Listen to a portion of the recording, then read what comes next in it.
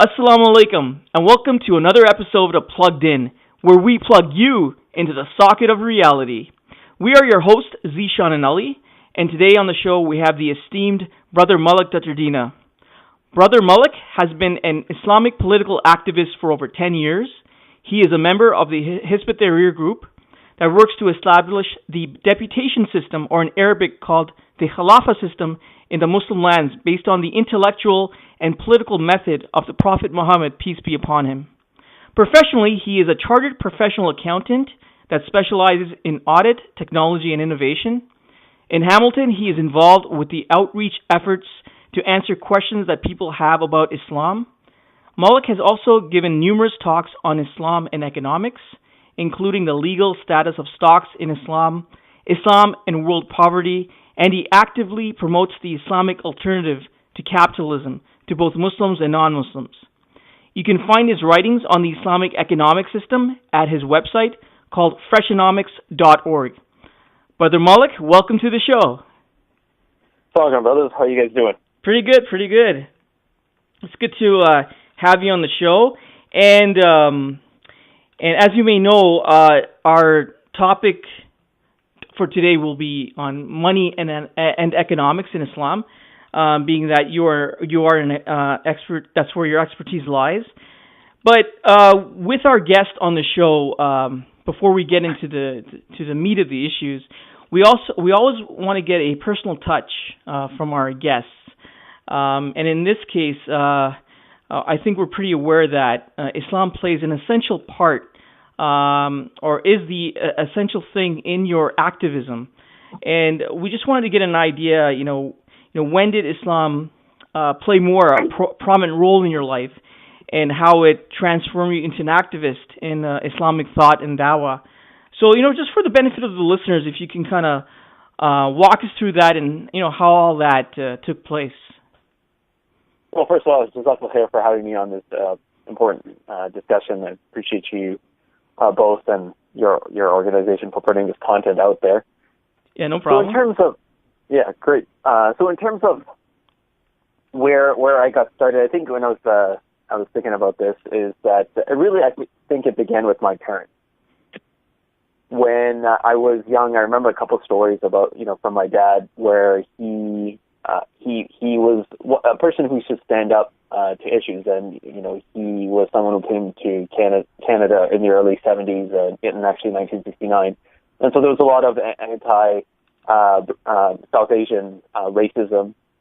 And I remember one incident particularly where he was telling us about how someone at the office was trying to call him Mo instead of Muhammad. His name is Muhammad, and he actually tore their head off in terms of telling them, I will not be called Mo, and you will call me Muhammad, and there's no way I'm going to tolerate that. So I think, that and other kind of incidents he narrated about how it's important for us to stand up as Muslims and not just sacrifice our identity just because we face pressure. So I think that was one of the incidents that he narrated to us.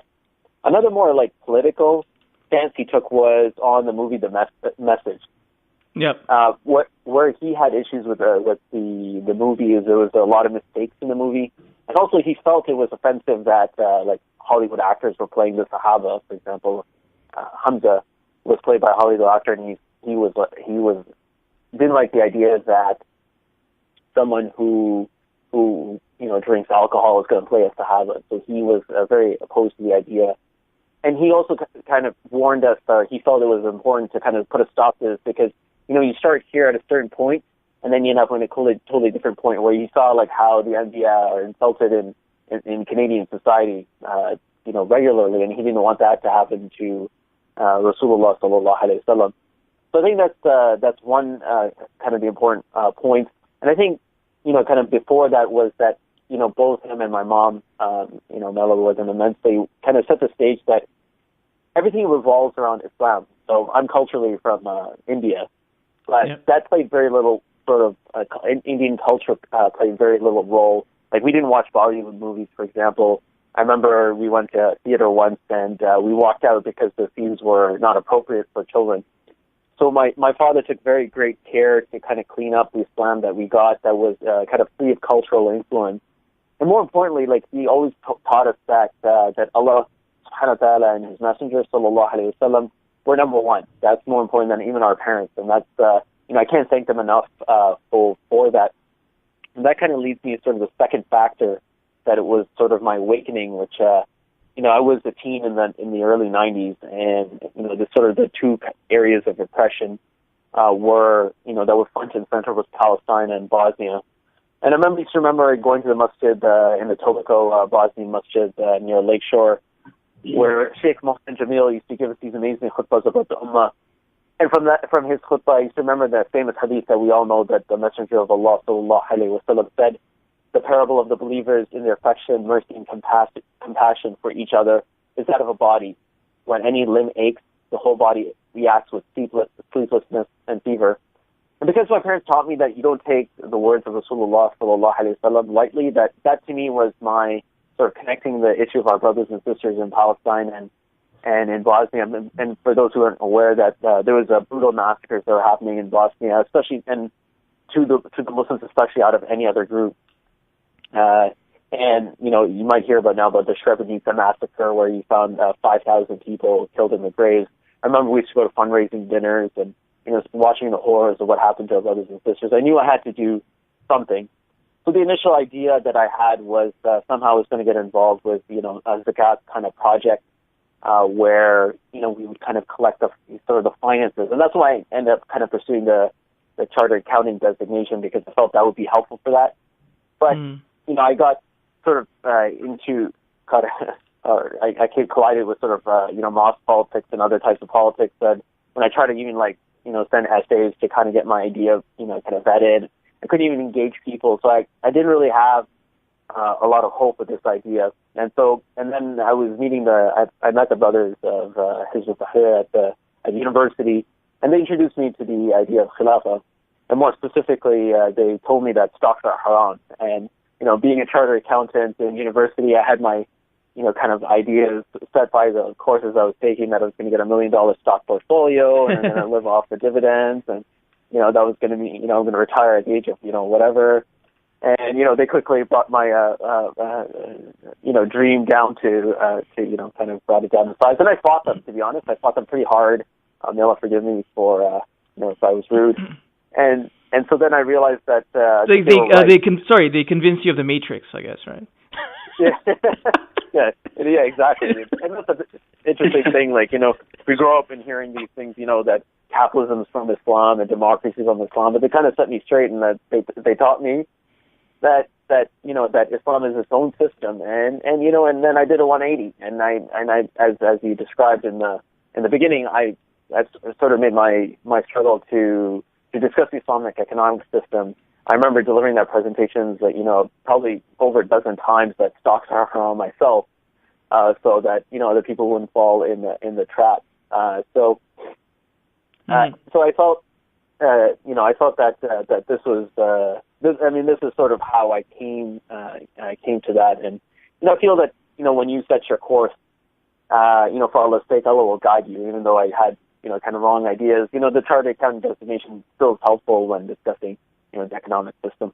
Yeah, exactly. And I just want to make a comment because my parents also came in the 70s as well, and like many many peers we know who come from Muslim backgrounds, that was a time when a lot of our parents came in the 70s from their respective Muslim countries or nominal Muslim countries. And the trend was, I remember back then the trend was to just assimilate, right? In your case, it was it's a very telling that your parents took the opposite. They went the opposite way. They took a more principled and staunch position. It was against the trend, wouldn't you say? Back when it was happening in the 70s. Yeah, absolutely, and my parents are just regular people. They're not scholars or anything like that. Yeah, exactly. But it looks like they were very strong in their principles, and they were not willing to bend over, right? So, and that kind of helped you in fostering that. It would be safe to say. Yeah, definitely, and I praise Allah and ask Allah subhanahu wa ta'ala to bless my parents and reward them definitely, I would say that they took that principled stand. And I grew up in a non-Muslim part of Toronto, Etobicoke, and both my brother and I were able to maintain our identities, and we both work for the Islamic cause. All praises to Allah, of course. Exactly. So I know, we kind of segue into your project.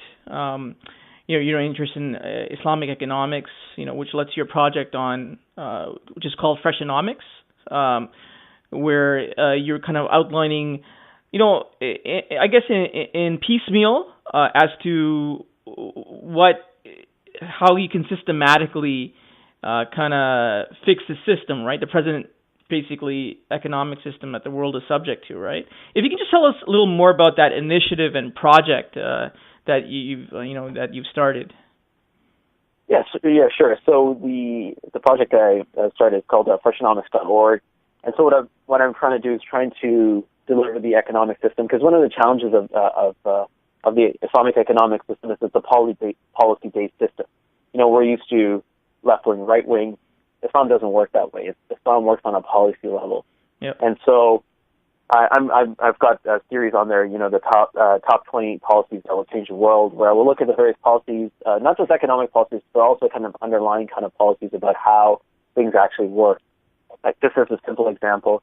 We're taught in capitalism that society is just individuals. There's no such thing as society, as Margaret Thatcher once said.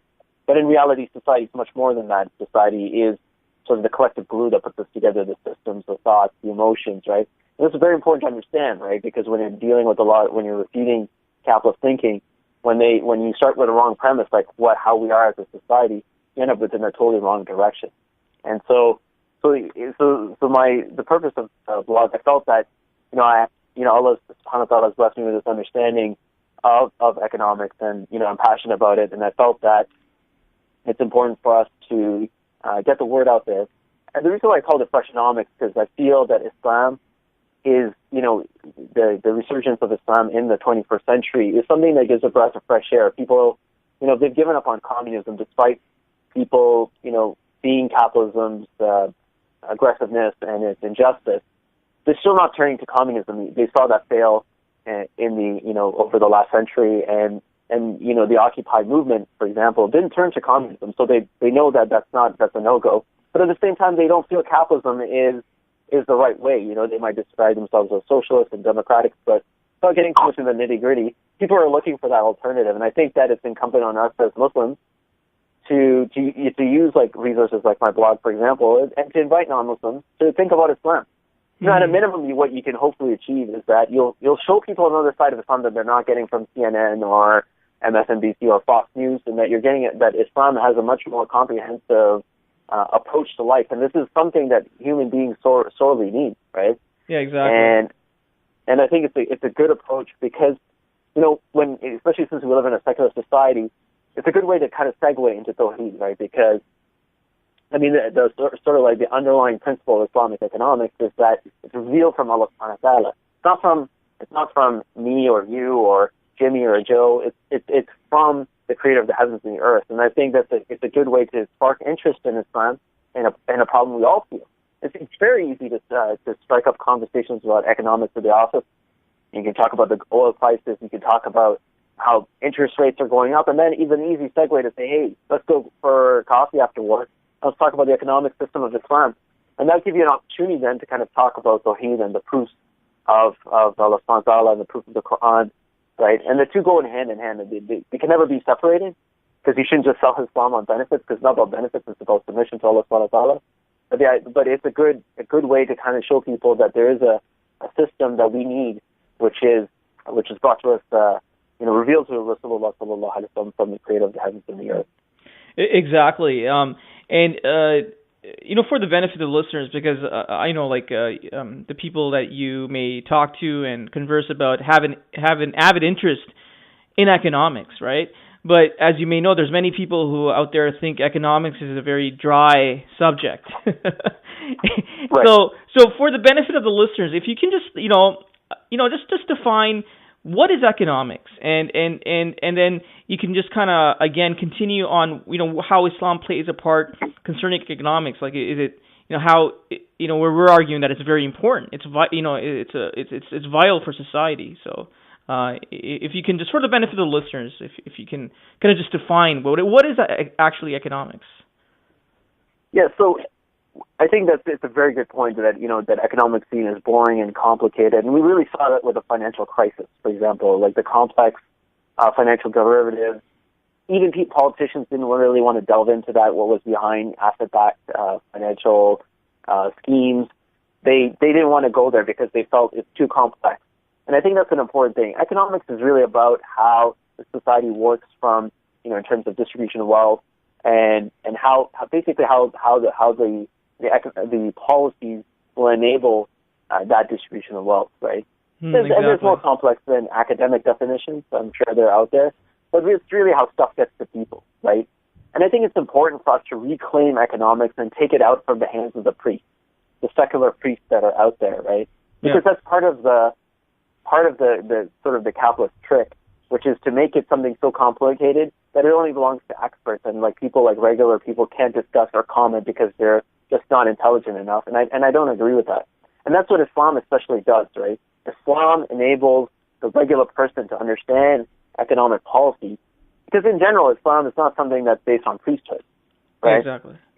Of course, we have scholars. Of course, you have to have proper understanding. But the idea is always in Islam was to transfer that knowledge from those who know to those who don't know, and it's incumbent on us all to learn the Deen. Like, I'm a regular person. We're all regular people here on the call. We all took the time to learn the Deen from people who had access to that Deen, and then share it with people. So that's why I use a much more kind of simple kind of a more tangible kind of discussion, right? Yeah. Because it helps to, when we get out there to do dawah, it helps us to kind of use that kind of use that definition as a more appropriate way to discuss the topic.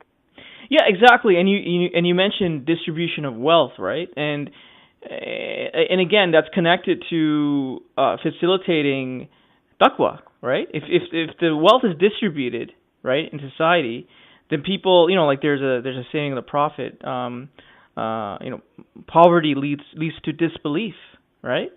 If there's a whole segment of people who are struggling and are slaves to the interest-bearing debt system, which we'll get into a little more about, then when are they going to have time to think and reflect and think about think of think of Allah, right? And that leads to disbelief, right? So it's all connected. Absolutely, Brother Zishan. That's a very critical point. And alhamdulillah, in my whole life I've never gone hungry, and it's the ni'mah from Allah subhanahu wa ta'ala. But a brother I know, who did explain to me what it's like to actually go hungry. And he said there's nothing else that you can think about but getting your next meal. Exactly, yeah. And it's an absolute tragedy when we look at our ummah and the state we're in, because of the colonialism, because of the corrupt rulers that we face these kind of hardships. But it's absolutely correct, and I think that's the very important point, is that when it comes to Islam is about you're connecting to Allah subhanahu wa ta'ala, but it's also about that legislation that comes from Him subhanahu wa ta'ala to tell us how to distribute the resources, because you and I just don't know, right? We as human beings are we're prone to disparity, and when you look at, for example, you have different people come to different crimes. Like I recently visited Denmark, and Denmark, it's they have a very different approach to the prisons and things like that compared to America. Like when you look at prisons in America, it's very brutal. Like when you it's not a far stretch to see how that type of handling of prisoners led to the mistreatment of people in Guantanamo, for example, and Abu Ghraib. Yeah, exactly. And then also, like, human beings are limited in their capacity to think. If you look at the one-child policy in China, they might have had good intentions, and it was probably driven by economics, which was that that they wanted to kind of conserve the resources. They said, hey, we're just going to make it so that people have one child. That's a great example of how people just don't understand people, right? Because that was what the people ended up doing, was practicing female infanticide, much like the Quraysh. Yep. And so now you have a disaster where you have like an imbalance of males to females. So how do people get married, right? And that's going to lead to all sorts of societal problems. And so this is when you look at, for example, like how human beings, when they formulate laws and economic policies, you see a huge kind of gap between how these policies will actually work. I mean, even right now, when you look at the administration in the United States, it's very similar to the administration that set up the United States. White property owning males, right? What did they know about African Americans? What did they know about natives? What did they know about immigrants like us, right? What did they know about the countries they colonized, right? Is their policies going to reflect our needs? Of course not, right? And and then people switch over time. They change from time to place. When communism was a threat, they were maybe more lenient with the unions, etc. Now that communism's gone, no problem. They get rid of healthcare. They start globalization ramps up, right? You see these kind of changing over time, right? But Allah subhanahu wa ta'ala, on the other hand, is more than qualified to be the lawgiver, right? Because He is the all-knowing. He's the creator. He created you and me. He created everything, and so therefore He's the one who's naturally, can give laws, right? Exactly, and I was like part of one of your. I think this is one of the actually it's the first policy, if I'm not mistaken, is money should not be rented. It's gonna kind of segue into that discussion, and I know Ali's been waiting. He wants to. I know he's waiting. He's been waiting patiently to pick your brain. But this after this question, then Ali can get on it. But you say money should not be rented, and this it kind of segues into this next question I have for you is like, how does Islam view money? If you can kind of touch upon that. Yeah, sure. So, I mean, money is very simply the standard by which we measure the benefits of the goods and services in society, right? So it has to be a way to define how the estimate the value of the commodities, the effort of the workers, right? And so it has to be expressed in certain tiny units so we can make those exchanges in society. Now, one of the interesting things when you look at money, it's a tool, right? And as we know in general, in Islam, when it comes to tools, we can actually, use any tool. So, for example, like Rasulullah sallallahu alaihi wasallam sent people to Medina. Sent people from Medina to Yemen to learn how to manufacture weapons, right? And so, in general, when it comes to tools, we can go and use any tool. However, when it comes to currencies, it's a different story. And the reason is that because Allah subhanahu wa ta'ala and also Rasulullah sallallahu alayhi wa sallam, in a sense, hard-coded the use of gold and silver in the ayat and in the hadith. So, for example, in Surah Tawbah, verse 34, and those who hoard gold and silver and do not spend them in the way of Allah, let them know that a severe punishment is awaiting them. So, in here, Allah subhanahu wa ta'ala is specifying gold and silver as a medium of exchange, as a tool. Also, the nisab for the zakah and the theft was also specified in gold and silver. So, for example, when it comes to the nisab for the theft, the hand is cut for the theft of 1/4 dinar and upwards, right? So here again, the medium of exchange is specified. When it comes to the diya, the blood money for one soul would be 100 camels, and for those who deal in gold, it would be 1,000 dinars. So again, what we see over and over again. And there's also a hadith about, for example, about the riba. There was, it's again specified in gold and silver. But what's really interesting was that Rasulullah specified that the weight should be that of the people of Mecca. So he was very specific about how we should use gold and silver in the society. And this is a stark contrast to any other type of tools, like when it comes to warfare or, cooking or anything like that.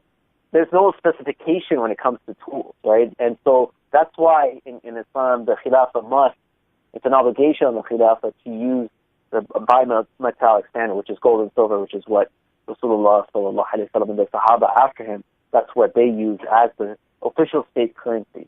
Now, people can barter, that's allowed in Islam, and they can use other means like that, but the state is obligated, and it's haram and it's forbidden for the state to use fiat currency or other types of currencies in the society. Exactly. Ali, go ahead. I know you've been waiting. No, it's just been an interesting conversation. I can hear you guys all day long, but I know we only have about an hour, so I'm gonna just jump right into it. You're gonna touch upon, how does Islam view money? I mean, even the fiat currency, you talked about it as well. It's a haram. But, as a Muslim, we do know that riba is haram. It's very explicit in the Quran and Hadith as well. But there seems to be a lot of confusion these days. For the benefit of our listeners, could you, Brother Malik, please elaborate a little bit more on the definition of riba? A lot of people do think it's interest only, but if you could just kind of touch upon it, I'm pretty sure, it's more than an interest. Yeah, I would say it's anything to do with money and money. Quite simply, like the actual definition of riba, it's any type of, dealing with, as I said in my blog post that Zishan mentioned, was that it's renting money, and this is when Rasulullah sallallahu alaihi wasallam mentioned that interest is haram.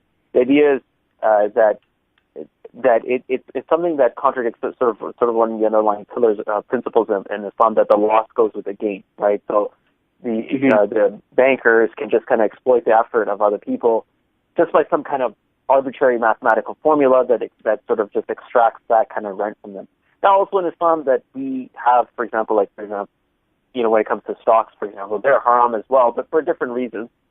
And it's related to the fact that that this is not a legitimate form of partnership. But what you end up in sort of at the end of it is you end up with a situation where you don't have a way to make money from money, whether it's from stocks, bonds, or mutual funds, or derivatives, any of these types of things. It's just Islam has different evidences for each of them. But all this kind of concept of capitalism is an alien concept of Islam. In Islam, we make money from trades and services, manufacturing, farming, these types of real economic activities, as opposed to these kind of virtual economic activities. Mm-hmm. Okay. Yeah, and what practical steps can we take as practicing Muslims, especially living in the West, where we obviously need a house. There's obviously an option to rent a house as well, but there's a lot of confusion, as I mentioned before, especially, fatwas coming out even from so-called reputable universities such as Al-Azhar, that, the modern day, giving interest to the banks is actually halal. It's allowed in certain circumstances. So, which obviously creates even more confusion in the normal, in average Muslims out there. So, especially, transactions involving riba, such as banking and mortgages. So how can we deal with them? Like, is there any practical example, or do you propose a solution we can use living in the West here? When we look at our situation in the West, or even in the Muslim lands, it's important to have perspective.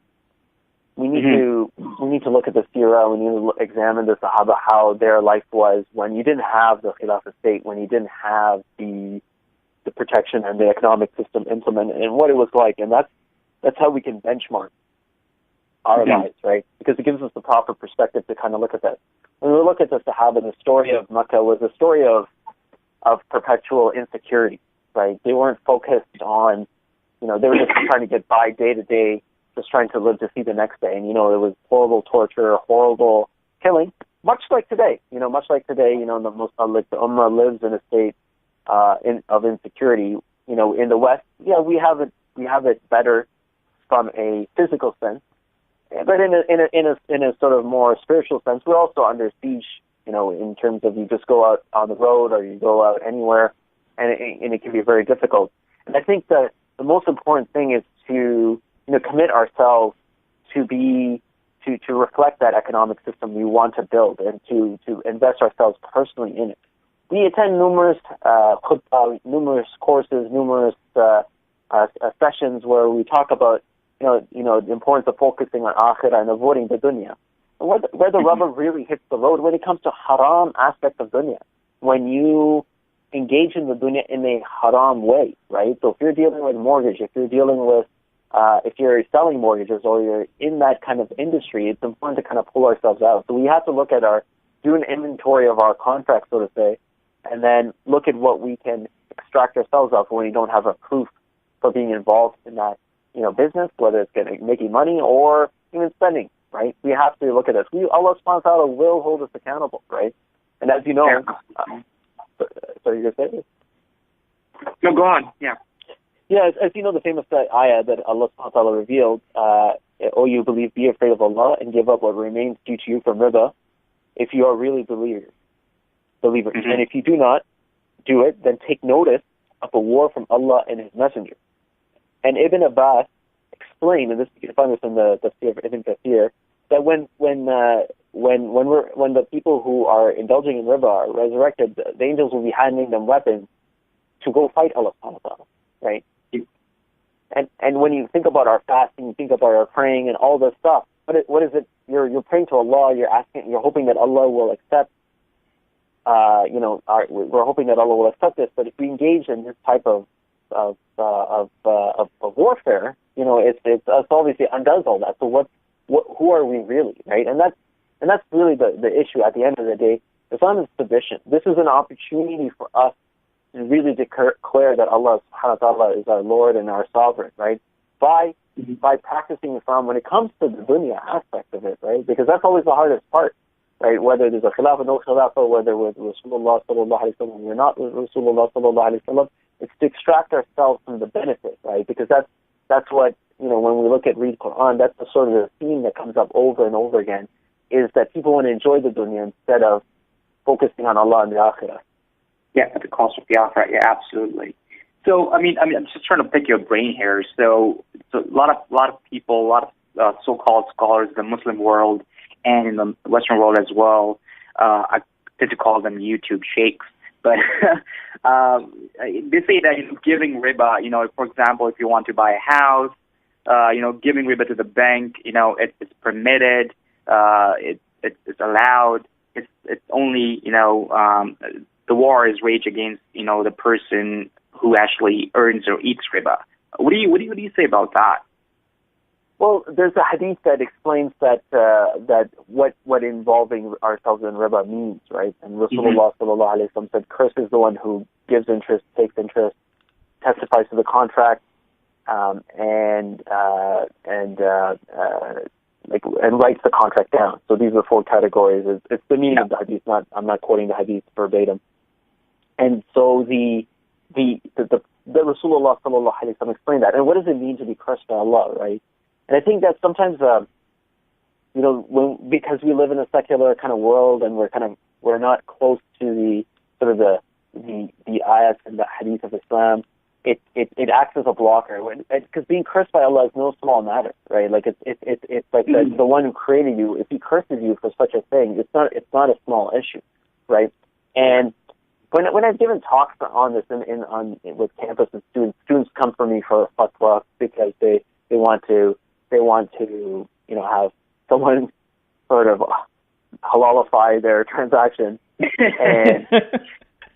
and then I'm like, I describe myself as an Islamic activist, right? And what I just walked them through is in one incident, what I walked them through is, would you sell cocaine to fund your education or another illicit drug? And they would deny it. Say, of course not. I would never do that, right? Mm-hmm. And what it shows is that if it's about haram, in front of Allah, and I'm obviously not advocating for the sale of illegal drugs or legal drugs to fund an education or fund a house because it's haram. But what I'm saying, in front of Allah, it's less of a haram than the other one. So why are we going towards riba instead of these things? You sell this haram thing, one transaction, and then you're done, right? Mm-hmm. The issue is that we're taking the measures of what is acceptable in our current environment as opposed to what Quran and Sunnah is telling us, right? And of course, I can't emphasize enough, I'm not telling anyone to do anything illegal or haram, but the point is that we need to be aware that we're not being influenced by the environment, right? That's unacceptable, and that we have to struggle harder to internalize the hadith, and that's the purpose when we like fast and pray and recite Quran and reflect on the Quran. This is what it's supposed to result in behavior that is, that results in us looking at our transactions and ensuring that they're halal to the best of our ability. Yeah, that's true, because also the people who say that, giving riba is halal, it's eating which is haram. The argument is that's how I personally, in my opinion, I think about it. It's very weak, because if Allah has declared explicitly in the Quran that He and His Messenger has waged a war against against the person who actually eats riba. So giving riba is actually essentially supporting that person in manifesting, the interest-based system, or debt-based system, let it be fiat currency or capitalism, be more prevalent in the society. So if you're helping somebody, in a war against Allah, wouldn't you automatically be post that? I mean, it's pretty logical. Wouldn't you think that?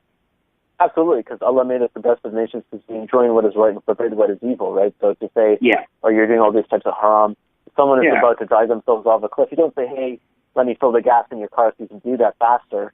You try to stop them, right? And that's the things that we have to be the beacons of guidance, goodness and guidance, right? Because it says Rasulullah sallallahu alaihi wasallam said that when we do a haram, it's one black dot. But especially these kinds of habitual haram, like if someone is sinning habitually, like in a contractual way, this is a problem. Like if someone, for example, has a girlfriend, like is living in a haram relationship, it's a habitual sin. And riba is similar like that. It's a very problematic thing because once you end up in this situation, like do you miss Jummah because you're trying to earn that extra hour so you can pay that off. It's like it's a slippery slope, as they say, right? Because you become consumed with this, right? And it bleeds to everywhere, because once you take shaitan as an ally, then the rest of it is it eats into your soul, right? And that's why. And the worst is that when we make it okay, if we make a haram okay, then we don't even seek forgiveness because we're actually think we're doing okay, right? And that's what's very troubling about these kind of fatwas that whitewash a clear haram that there's no evidence for. Yeah, and we always tend to emphasize on other issues, let be, for example, drinking alcohol or zina, and such social issues. But whereas the core of the problem is actually the capitalist society, in modern day, and interest in riba is the essence of it. But we never really kind of bothered by it. If someone, for example, in your family or somebody comes home drunk, it's all a big issue. If somebody's caught doing zina or something, like, it's a huge issue. But we walk into banks every single day of our lives, and and kind of supporting the people who are waging the war against Allah and His Messenger. So to kind of put it in perspective, it's not just watered down. It's almost taken as something which is completely normal in our daily lives as well. Don't you think that we have to kind of wake the ummah in general, to this war we all waging against Allah and His Messenger? Absolutely, and it's one of the clearest sort of things that illustrate the need for us to build an alternative economic system and political system, right? Because we need that alternative, because you can't implement this at an individual level, right? And we have to make people aware, and it's the first kind of thing, the transaction that dominates over all things, is that, it affects everything, right? And it's one of the things that, one of the other principles that probably we'll discuss later is how Islam distributes wealth, right? And one of the key things that ensures the concentration of wealth in the hands of the few is riba, right? And it is, it's how the wealthy nations steal from the poor nations, right? And so it's not just a simple thing. And I think that part of, what I would add to what you're saying is this kind of individualistic look, like you were like kind of alluding to earlier. When we look at the riba transaction, and we kind of say it's good for us, or it's helping me get property, which you can't take with you when you die. Yeah. It's about the bigger picture, and that's what I often impress when I do my lectures, is that we need to kind of step out of the individualistic kind of paradigm and look at the bigger picture. How are we, if we just are going to try to kind of say no, stocks are halal, interest is halal, all these things are halal, and kind of turn a blind eye when we really know it's not, then how do we call people to Islam and give people a bigger vision when those people are saying in a protest, should we bank the Islamic way? What do we go and tell them, right? If we are not going to first transform ourselves, it becomes a very difficult conversation, right? To do that. And then what the point is that once you kind of focus and you get involved in dawah, in caring, in being the standard bearer of Islam when it comes to the Islamic aspect, it'll force you to fix your own self, because you will feel that. But if you don't do either, then it's a problem. Yeah, it's interesting. Like, I think that, I mean, the problem, just to further qualify what you both have said, is that there's people try to legitimize what we're doing because they just want to. And there's many factors playing out, right? There's also selfish reasons as well, right? Because if you can somehow, I think it's called cognitive dissonance. Right? You try to legitimize what you're doing, and then then you just I'm fine now, so that there's no more effort or action to be taken from me. But and Brother Malik and Brother Ali, you know that when we dig into this a little deeper, actually, and you guys probably know that according to the International Economic Research Organization, Moneta, interest is everything. It's like 40% of everything we buy, actually. So interest is so ingrained that no one can escape it. And what you've said, Brother Malik, is correct, that we have to take a step back and we have to realize that Islam offers basically an alternative to get us out of the humanity out of this mess, right? And I think once people who call themselves the proponents of the Quran realize that, then something could happen, right? Because what's basically is we've taken the system as it is, as what it is, and this is how it's going to be for the rest of our lives. So it's basically, yes, it's a wake up call we need, but we need to realize and know how the system functions. And in that regard, with Freshenomics, that's what you're doing, right? You're kind of exposing and revealing this. Yeah, absolutely. Like, for example, one of the interesting things I learned as part of putting the materials out there is that historically interest has never really worked out. So, for example, the Babylonians, and the Romans as well, when they used to practice interest, they realized that compounding interest will destroy the economy, right?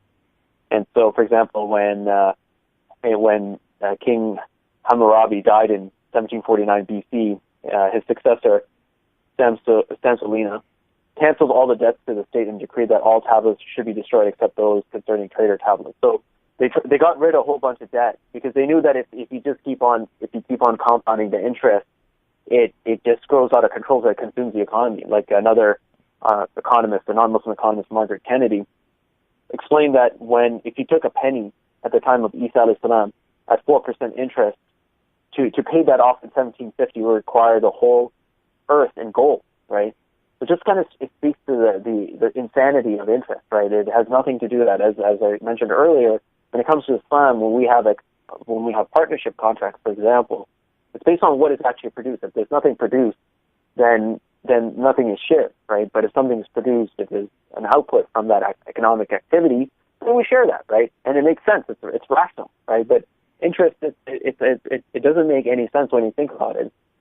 And it's amazing how, just because everyone's doing it, everyone's trying to get involved with it, but it's a disaster waiting to happen. And it already has happened, right? Like when you look at the financial crisis, it was because of this, the compounding interest had a big role in that. There were other issues for sure, but we can't ignore that, especially as Muslims.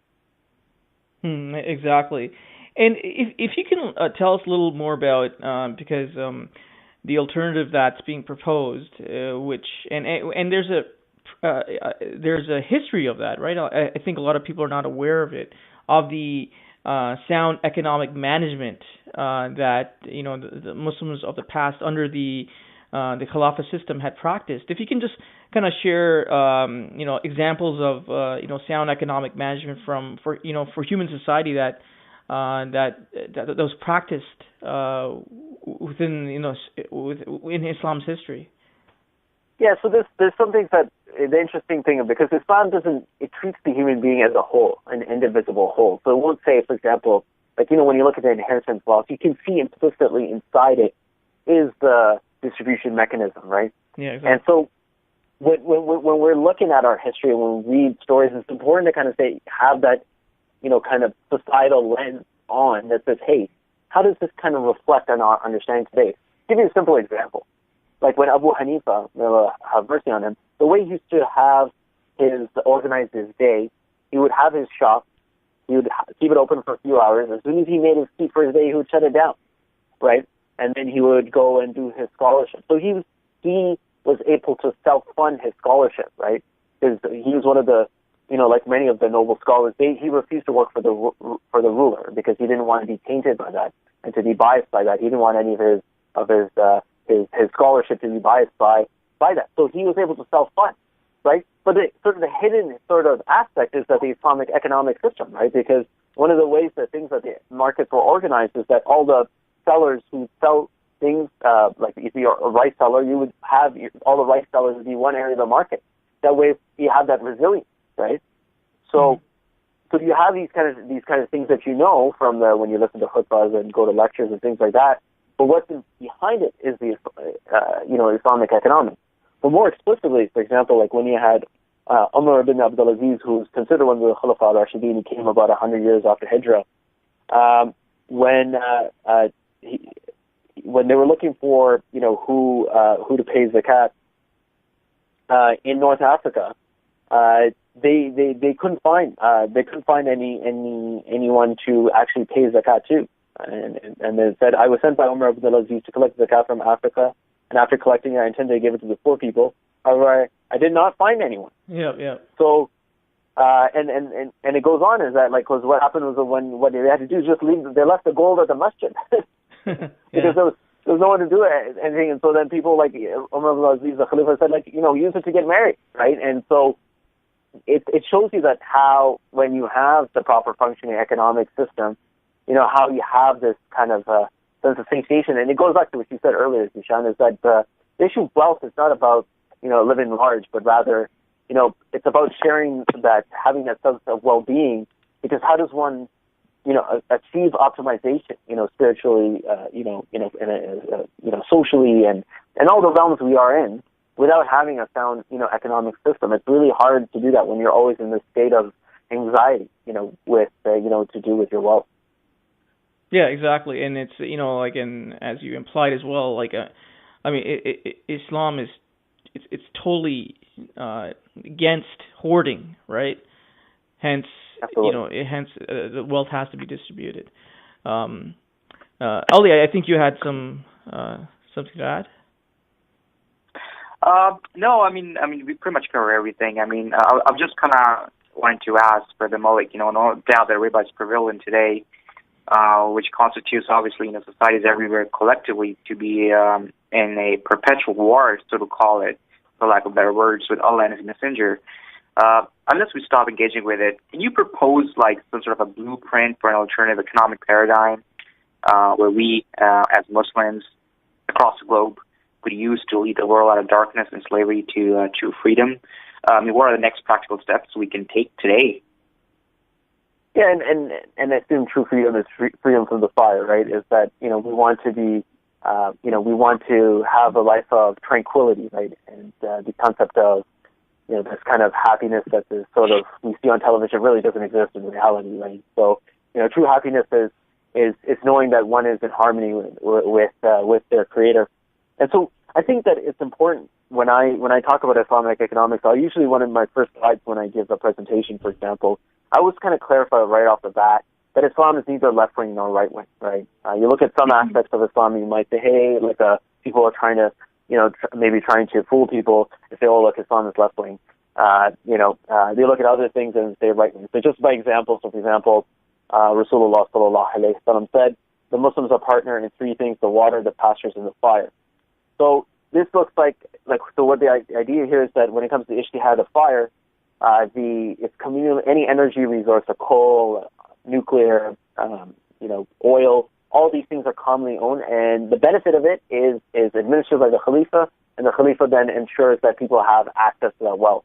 So he may use that fund, for example, for hospitals. So this is one way that you could fund, for example, social health care, right? Because the state is obligated as well to provide health care. So somebody look at it and say, hey, that looks like something like System X.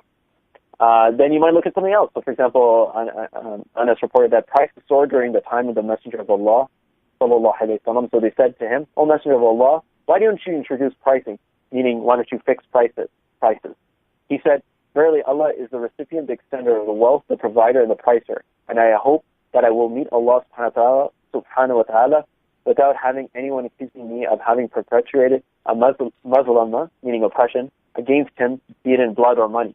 So obviously, if you look at that, you can see who would exploit that to say that Islam is like this. But it's really none of the above, right? And so Islam has its own sort of system. So, for example, one of the things as we've been discussing is that Islam has a distributive mechanism, and the hadith that really kind of illustrates that as a policy level is found in Tirmidhi, which says the son of Adam has no better right than he would have a house where he may live in, a piece of clothing where he may hide his nakedness, and a piece of bread and some water. So the idea here is the state needs to work towards ensure that there's an even distribution of wealth in society.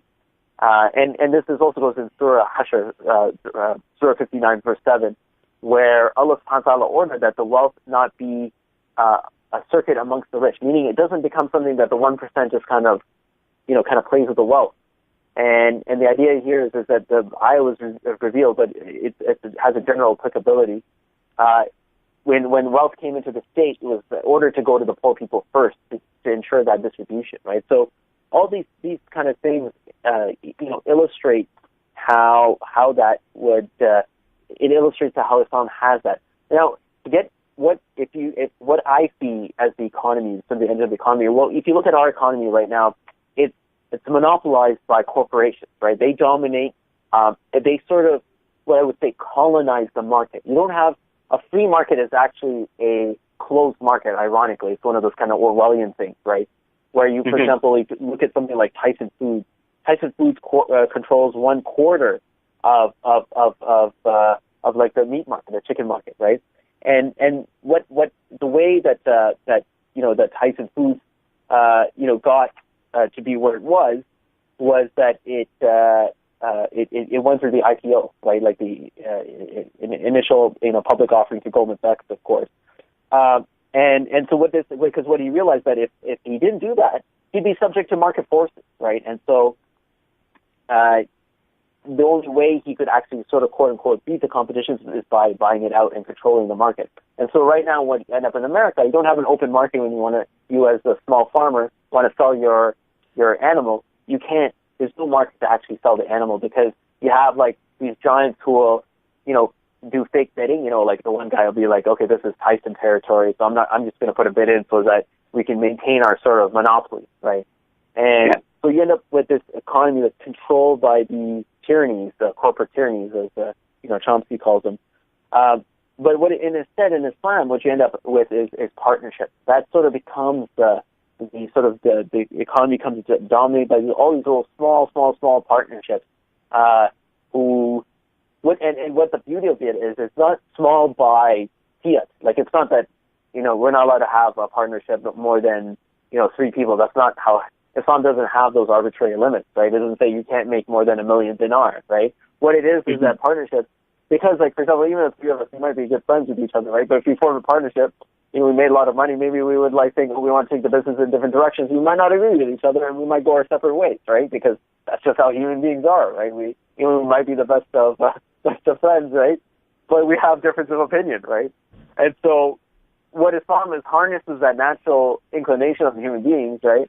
And it enables that,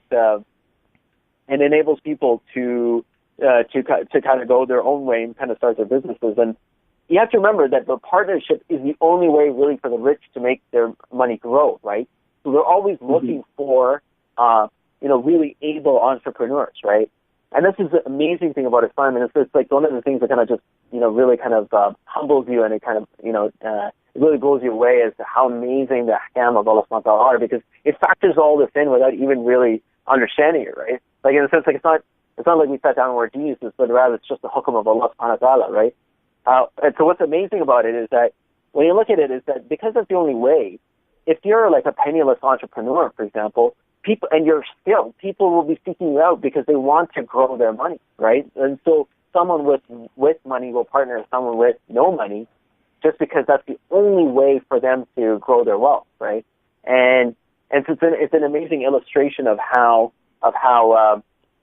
Islam harnesses the natural inclination of human beings to grow their wealth towards the economic betterment of the whole society, right? Without leading to the kind of problems you have now of concentration of wealth in the hands of the few. Yeah, exactly, and if you can also touch upon this as well, is that, and this is also for the benefit of our non-Muslim listeners as well, is that the Islamic economic system, in an Islamic economic system, both non-Muslim and Muslims would thrive economically because they wouldn't be subject to the interest-bearing debt system that most of human society is subject to. And you can kind of touch upon that as well, Brother Malik. Yeah, absolutely, and I think that's an integral part. If the reality of any economic political system, if it does not improve the reality of people in an economic way, it won't enjoy popular support, yeah, exactly. Right? Because if an assistant comes in and it's just like any other imperial kind of force that comes and brutally taxes the people and takes their money away, why would anyone want anything to do with that, right? And it's not like Islam is not some kind of mystical kind of way of life. It's laws, and it's very legislative, right? Like when you look at very specific, like theft is different than fraud, and it's a very nuanced type of system, right? One of the things is that the people welcome Muslims in, for example, Spain, because they lived under the feudalist system, but Islam brought a totally different system to them.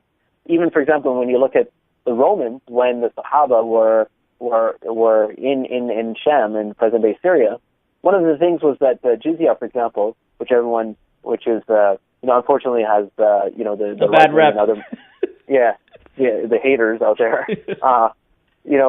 What it is it's really just it's taxes to the military. And when you look at like right now in America, how much money is going to the military and not to other things, it's kind of hilarious that people have an issue with it. It's really that because non-Muslims are not they're not Muslims and they don't have to fight for the state. They pay money to the state to protect them. And so what the Sahaba did is that because they couldn't protect that territory, they returned the money. Right? Where have you ever heard of people who are in power returning money? Right? Like even when you and I try to go to our cell phone companies to get money back they took from us, it's a really hard thing, right? But that's the economic justice that Islam brings, and it's like kind of one of the principal kind of mechanisms, like how Islam is principled that does that. And and I would tell like people like our non-Muslim audience is that like we need to think about what is that system that's going to bring brotherhood between the rich and the poor, right? Because there is an endemic sort of us versus them, the 99% versus the 1%. And there's an amazing quote by Nick Hanauer. He's a billionaire who made his billions from investing in Amazon and other companies. And there's an excellent thing which I invite everyone to watch. It's on YouTube. You can get it from my blog, and I can give you the link to add in the show notes. What he said was that he says, so what do I see in our future today? I see pitchforks, as in angry mobs with pitchforks, because while people like us plutocrats are living beyond the dreams of avarice, the other 99% of our fellow citizens are falling further and further behind. And this quote closes with, the pitchforks will come for us if we do not address this. It's not a matter of if, it's when. And it will be terrible when they will come for everyone, but particularly for people like us plutocrats. I just want to pause here and just reflect on his quote for a moment. He, as a billionaire, an African-American who stopped by a cop, a poor person who's about to lose their welfare, right? A woman who's put in an uncompromising position by her male boss. All these people are living in fear because there isn't that system of brotherhood. That's what Islam brings. It can even bring brotherhood between the rich and the poor because you have a just system, because the rich didn't control that policy. It's not like the rich set the zakat. As we know, Abu Bakr, may Allah be pleased with him, he fought a war to ensure that the rich kept paying. The 1% couldn't refuse to pay the zakat. The 2.5% of their assets that has to be paid was non-negotiable, right? Because it comes from the creator of the heavens and the earth, right? And so therefore we know the rules are fair because they don't come from us. Therefore it allows for that brotherhood between the rich and the poor, right? Because how else are you going to do it, right? Because, like I said, the poor are human beings. If they come up with a system, they're just as biased as the rich, right? because they may do an injustice, even though they're malaffected by the system proportionally more, as we might look at. But the only way that prevents us from doing injustice to each other is we have a neutral system that comes from an entity, the Creator, that enables that justice. And just to give a reflection on that, it's a very interesting kind of incident that happened with Abdurrahman bin Auf. And Abdurrahman bin Auf was a companion of the Prophet, peace be upon him, that really pleased him. And he was very wealthy. Like, when he passed away, they had to cut up his estate with an axe. Like, he had so much wealth, and some say that he was the Bill Gates of his time, because he had that much wealth, except he had real wealth, not paper wealth. Yeah. Gold and silver, right? But there was a day when he was fasting, and then what happened was that when he was about to get his iftar and he was about to break his fast, he suddenly remembered his friend, his friend Musab ibn Umair, and this is what he said when he remembered him. He said, Musab ibn Umair, may Allah be pleased with him, has been killed. He was better than me. We did not find anything of his belongings with which to shroud him except what would cover his head but leave his leg uncovered. Then Allah granted us wealth with the world. I really fear that our reward in the afterlife has been given to us early in this world. And he couldn't finish eating. He was so overwhelmed with grief and remembering his friend. And this is amazing, because it shows you how you can have this brotherhood where you don't have that enmity between the rich and the poor, and you don't have that because, well, he's a have and he's a have not. In fact, you have the opposite, because, well, you have that concept of the more you have, the more you have to count for on Yawm al-Qiyamah, on the Day of Judgment. It flips that, because when you look at someone who's poor, like Musab bin Umair, and as Abdurrahman bin Auf was reflecting, you have that he's like envious. He's envious that this person is all his true reward comes after he passes away, where he's afraid. And because Abdurrahman bin Auf has so much, it said he will crawl into Jannah because he'll have to account for everything. He might get a very high status in Jannah, but when he's being accounted for all that he has, it has that. So Islam has that leveling playing field, because on the one hand, the rules don't come from human beings, they come from the Creator. And on the other hand, it allows us to build that brotherhood. And because we look at the real reward is in the akhirah and not in the dunya, because we shun the concept of consumerism, it gives us another way to relate to each other. And that's why how Islam, I would say to our non-Muslim audience, is that really investigate Islam, because if it's not Islam, how are you going to build that brotherhood, right? And I think it's almost, I would say it's impossible to do that, because you don't have these factors in a secular system. And Brother Malik, I want to say that you are doing a great job with outlining that, articulating that, and I just want to let the listeners know that the works of Brother Malik can be found at www.freshonomics.org. So that's www.freshonomics.org. I guess that's the main website, right? That the listeners can go to and check out your works, correct? That's right. Yeah. I use, as I said, I use Freshonomics as a way to, it's a fresh approach to economics, and it's a way, that, because there's a lot of anti-Muslim, bias out there, to kind of get people at least comfortable with the idea, and then, when they're comfortable with the idea, they can kind of delve into that with a clearer mind. Exactly. Before we kind of, it looks like we've gone over time, but that we could have gone on. I think we'll have to have a part 2. That sounds good. But Brother Ali, you got anything you want to add, or? No, as you said before, we gotta have a part 2. So inshallah, time permitting, we should definitely have a part 2, and we'll touch upon some more questions for that one. Yeah, thank you very much, Brother Malik. It was a great pleasure discussing these very important and pressing issues that both non-Muslim and Muslims need to talk and wake up to.